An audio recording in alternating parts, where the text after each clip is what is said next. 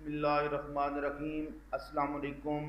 मैं हूं प्रोफेसर तारिक महमूद कादरी और आप देख रहे हैं मैथ सिटी। आज नंबर थ्योरी का ये 39वां लेक्चर है और आज के लेक्चर में जो प्रॉब्लम हम डिस्कस करने जा रहे हैं वो है show that every odd integer can be written in one of the following forms, 4n+1 and 4n-1।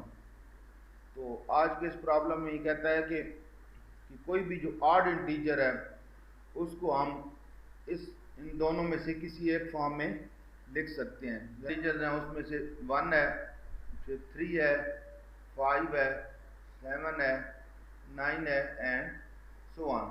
अब अगर देखें इनमें से 1 को देखें तो 1 को आप लिख सकते हैं 4 × 0+1, तो ये बन गया हमारे पास 4n+1 फॉर्म। यहाँ पे n क्या है वो 0 है। इस तरह अगर 3 को देखें तो आप लिख सकते हो 4 × 1 - 1, तो ये बन गया 4n-1 फॉर्म। इस तरह अगर आप 5 को देखें तो 5 को आप लिख सकते हैं 4 × 1+1, तो ये बन गया 4n+1 फॉर्म। 7 को अगर आप देखें तो आप लिख सकते हो 4 × 2-1, तो ये बन गया जी 4n-1 form and so on. कोई भी आप इंटीजर ले लें, मसलन आप ले लेते हैं 15, तो आप इसको लिख सकते हैं 4 × 4 - 1, तो ये बन गया जी 4n-1 फॉर्म। तो इसका मतलब है कि कोई भी ऑड इंटीजर है उसको जब आप इस तरह कन्वर्ट करते हैं 4 × समथिंग +1 और -1 फॉर्म उसकी बन जाती है। तो अब देखते हैं इसका प्रूफ हमने कैसे करना है। तो आज फिर जिस तरह लास्ट लेक्चर में हमने किया था, हमने क्या किया था कि उसमें हमने डिवीजन एल्गोरिथम अप्लाई किया था। आज भी हम वही मेथड यहाँ पे यूज़ करेंगे।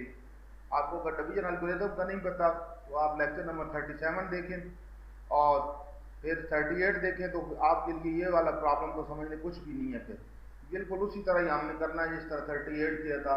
तो हम क्या करते हैं कि एक इंटीजर ले रहे हैं a, let a be any integer, और फिर डिवीजन एल्गोरिथम अप्लाई कर रहे हैं a पे, यानी एक हमने a लिया है और उसके साथ जो दूसरा नंबर ले रहे हैं। लास्ट लेक्चर में चूँकि हमने 3 का मल्टीपल्स बनाने थे तो b की जगह हमने 3 लिया था, अब यहाँ पे हम b की जगह पे 4 लेंगे।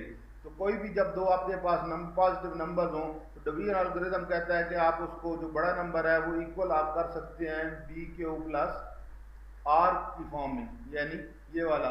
और जो r होता है वो ये जो नंबर हमारे पास यहाँ पे b होता है, यानी यहाँ पे b हमारे पास 4 है, उससे लेस देन होता है और 0 या 0 से ग्रेटर होता है। तो पिछले लेक्चर में बड़ी डिटेल पे इस पर बात हुई है, तो मैं फिर कहूँगा कि अगर आपने वो लेक्चर नहीं देखा तो वो ज़रूर देखें, फिर ये आपको बहुत आसानी से ये बातें समझ आ जाएंगी। अब देखें यहाँ पे हमारे पास जो r है वो ग्रेटर देन और इक्वल टू 0 है और लेस देन 4 है। तो r जो है वो एक इंटीजर है, तो इसका मतलब है कि जो हमारे पास इंटीजर यहाँ पे आ जाएंगे वो एक 0 होगा, 1, 2 और 3, क्योंकि 4 से लेस हमने लेना है। तो यहाँ पे हम कहेंगे कि since r is less than 4 and greater than or equal to 0, therefore r is equal to 1, 3। यहाँ पे हमने 0 क्यों नहीं लिया और 2 क्यों नहीं लिया? क्योंकि क्वेश्चन के अंदर हमारे पास ऑड इंटीजर की बात हो रही है, तो यहाँ पे भी हमारे पास जो है वो ये r जो है वो ऑड ही होगा। यानी जब आप डिवीजन एल्गोरिथम अप्लाई करेंगे तो जो रिमाइंडर होगा वो भी ऑड की फॉर्म में आएगा। इसको आप चेक करें कि आप क्या करें कि कोई भी एक ऑड इंटीजर लें, मसलन मैं 11 लेता हूँ, इसको जब आप 4 पे डिवाइड करेंगे तो जो आपके पास रिमाइंडर बचेगा यहाँ पे वो एक ऑड नंबर आएगा। आप चेक कर लें कि 4 2 आर 8, तो रिमाइंडर मेरे पास 3 बच गया, तो ये 3 क्या है? एक ऑड इंटीजर आया है। इस तरह कोई और आप ट्राई कर लें, मसलन आप 21 लेते हैं, 4 पे डिवाइड करेंगे, 4 5 आर 20, तो रिमाइंडर हमारे पास जो बचेगा that will be an odd number. तो यहाँ पे ये जो रिमाइंडर है r, बेसिकली यहाँ पे ये डिवीजन एल्गोरिथम में r क्या होता है कि रिमाइंडर होता है। ये उस पूरे जो लेक्चर है 37 उसके अंदर पूरी डिस्कशन मैंने की है डिटेल से।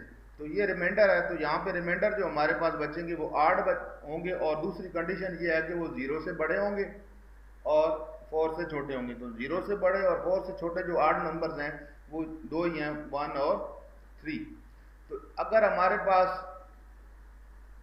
देखिए यहाँ पे भी अब रिमाइंडर जहाँ पे 1 बचता है तो वो जो नंबर है 21, उसको आप क्या लिख सकते हैं, 4 इंटू 5 प्लस 1, यानी ये बन गया 4n प्लस 1 फॉर्म। और जिसमें रिमाइंडर आपका 1 बचता है, सॉरी जिसमें रिमाइंडर 3 बचता है, 11 है, तो इसको आप लिखते हैं 4 3 12 माइनस 1, यानी 4n माइनस 1। तो जिसमें रिमाइंडर आपका जो रिमाइंडर है वो 1 बचता है, वो फॉर्म बनती है 4n प्लस 1 वाली, और जिसमें रिमाइंडर 3 बचता है वो फॉर्म बनती है 4n माइनस 3 वाली।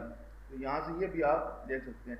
तो अब r की चूँकि हमारे पास दो वैल्यूज पॉसिबल वैल्यूज हैं, या 1 है या 3 है, तो अब देखते हैं कि अगर हम r1 लेते हैं फिर क्या बनता है, और अगर 3 लेते हैं तो फिर जब r1 होगा तो यहाँ इक्वेशन 1 के अंदर अगर r की जगह हम 1 लगा दें तो a बन जाएगा 4q प्लस 1, और q को अगर n से रिप्लेस कर दें, क्योंकि इंटीजर है q, जस्ट रिप्रेजेंटेशन है, q लिखें n लिखें एक ही बात है, तो रिप्लेस कर दें q बाई n, तो a is equal to 4n। तो एक इंटीजर लिया है और उसको जब हमने इस फॉर्म में लिखने की कोशिश की है तो हमारे पास जो बनी है फॉर्म वो बन गई है 4n प्लस 1, 4n प्लस, यानी जहाँ पे रिमाइंडर हमारे पास 1 बचता है वहाँ पे जो फॉर्म है, ये जो यहाँ पे मैंने आपको बना के दिखाई है, वो 4n प्लस 1 वाली फॉर्म बचती है। अब दूसरा देखते हैं इसमें कि जब r की वैल्यू अगर 3 है तो r को यहाँ पे 3 लगा दें, जो इक्वेशन 1 है, तो ये आपके पास बन जाता है 4q प्लस 3। अब इसको फर्दर सिंप्लीफाई करने के लिए इस 3 को मैंने क्या किया है,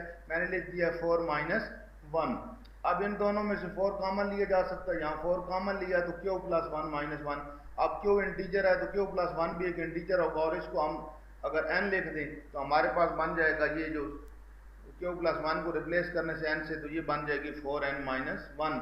यानी जब रिमाइंडर 3 बचता है तो उस वक्त किसी भी नंबर को, आठ नंबर को आप 4n माइनस 1 की फॉर्म में लिख सकते हैं। तो आपने देखा है कि एक हमने a इंटीजर लिया, जर्नल आर्ड इंटीजर, और उसको जब हमने डिवीजन एल्गोरिथम की मदद से कन्वर्ट किया है 4n प्लस और माइनस 1 फॉर्म में, तो ये हमारे पास उसी फॉर्म में कन्वर्ट हो गया है। तो यही हमने करना था। Hence every odd integer can be written in one of the following forms, 4n plus 1 और 4n माइनस। तो अगर आप इस चैनल पे नए हैं इसको सब्सक्राइब करें और इन लेक्चर्स को अपने दोस्तों के साथ ज़्यादा से ज़्यादा शेयर करें ताकि बहुत सारे स्टूडेंट्स की हेल्प हो सके। तो आज के लेक्चर में इतना ही, मिलते हैं नेक्स्ट लेक्चर में। अल्लाह हाफिज़।